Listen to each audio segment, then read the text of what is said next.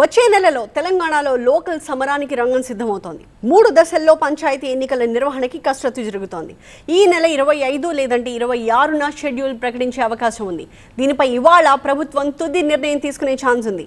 ఈ పరిణామాల క్రమంలో బీసీ సంఘాలు ఏమంటున్నాయి?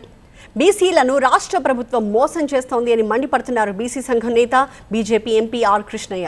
కోర్టు తీర్పు వచ్చే వరకు ఎన్నికల్ని వాయిదా వేయాలంటున్నారు. రిజర్వేషన్ల కోసం ప్రధాని దగ్గరికి అఖిల పక్షాన్ని ఎందుకు తీసుకువెళ్లలేదు అని ప్రశ్నిస్తున్నారు ఆర్ కృష్ణయ్య. ఇక్కడ చిత్తశుద్ధి లేదనడానికి అనేక కారణాలు ఉన్నాయి.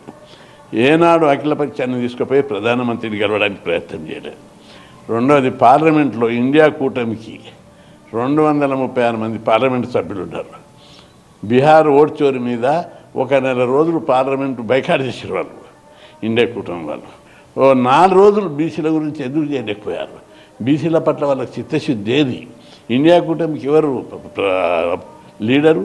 రాహుల్ గాంధీ. కాంగ్రెస్ పార్టీ దానికి లీడ్ చేస్తుంది. అట్లాంటప్పుడు ఎందుకు మీరు మీ చిత్తశుద్ధి నిరూపించుకోలేకపోయారు? తప్పనిసరి మీరు 4-5 రోజులు చేస్తే కేంద్ర ప్రభుత్వం ప్రధాని స్వయంగా బీసీ వర్గానికి చెందినవాడు, ఆయన ఖచ్చితంగా దీని మీద స్పందించేవాడు, బీసీలకు శాశ్వతంగా మేలు జరిగే చర్యలు తీసుకునేవాడు.